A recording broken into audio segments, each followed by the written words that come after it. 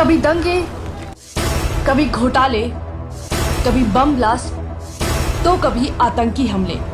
2014 से पहले का भारत विकास से कोसों दूर इन परेशानियों को झेलता आ रहा था।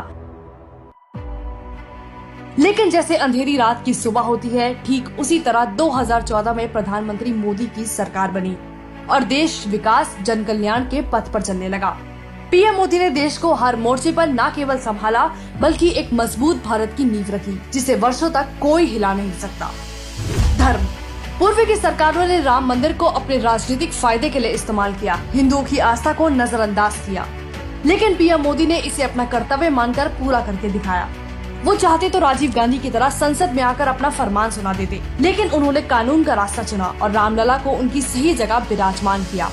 जो मनमोहन सरकार कहती थी कि देश के संसाधनों पर केवल अल्पसंख्यकों का अधिकार है और केवल उन्हें अपना वोट बैंक समझा, पीएम मोदी ने उसी अल्पसंख्यक समुदाय को बिना बेचारा बताए समान रूप से देश में बराबर की पहचान और सम्मान दिया। अल्पसंख्यक महिलाओं को 3 तलाक की बेड़ियों से आजाद करवाया बिना अपना स्वार्थ देखे। हमारे देश के सिख भाई सालों तक अपनी आस्था के प्रति करतारपुर साहिब बॉर्डर से दूर रहे, लेकिन पूर्व की सरकारों ने कभी इस पर ध्यान नहीं दिया। भले ही नेहरू में दूरदर्शिता की कमी थी और करतारपुर साहिब पाकिस्तान में चला गया और बाद में मनमोहन सरकार ने भी ध्यान नहीं दिया, लेकिन इसकी कीमत वर्षों तक सिखों ने चुकाई। लेकिन पीएम मोदी ने 2019 में इसका उद्घाटन कर इसे देश के हर सिख को समर्पित कर दिया। अब गुरुद्वारा करतारपुर साहिब के पाकिस्तान में होने के बावजूद लोग इसके दर्शन के लिए जा सकते हैं। अब बात रक्षा क्षेत्र की। एक समय था कांग्रेस का जब उस समय के रक्षा मंत्री ए.के. एंटनी ने खुलेआम कहा था कि भारत के पास राफेल खरीदने के पैसे नहीं हैं। ये वो समय था जब हमारे सैनिकों के पास बुलेट प्रूफ जैकेट तक नहीं थी और तत्कालीन प्रधानमंत्री ये कहकर पल्ला झाड़ लेते थे कि पैसे पेड़ पर नहीं उगते। 2010 से 2013 के बीच चीन ने भारत में 600 से अधिक बार घुसपैठ करने की कोशिश की थी, लेकिन उस पर कार्रवाई या जवाब देना तो दूर, उल्टा राहुल सोनिया उन्हीं की गोद में बैठे MOU साइन करते नजर आए थे। लेकिन मोदी सरकार में भारत रक्षा क्षेत्र में खर्च करने वाला तीसरा सबसे बड़ा देश है।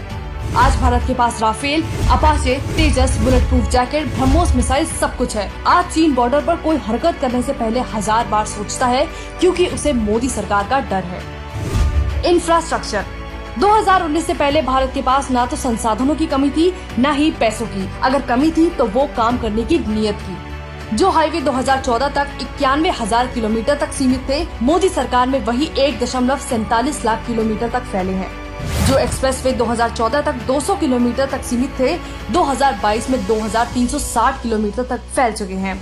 आज भारत चाहे रेलवे स्टेशन हो, एयरपोर्ट हो या मामूली बस स्टैंड, सबका नव निर्माण करके उसे विदेशों जैसा बना रहा है। भ्रष्टाचार।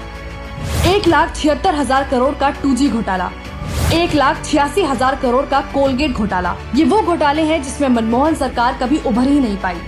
लेकिन वही प्रधानमंत्री मोदी की छवि एक बेहद ईमानदार राष्ट्रभक्त प्रधान सेवक की रही है, जो दिन में 20 घंटे काम करता है। उनके राज में पॉलिसी पैरालाइसिस की जगह ईज ऑफ डूइंग बिजनेस, निजीकरण, विनिवेश पर जोर दिया गया। पीएम मोदी ने ये साबित करके दिखाया है कि इरादे नेक हो तो किसी भी देश का विकास मुमकिन है। हमारे देश की जनता को गर्व है ऐसे पीएम पर। जय हिंद।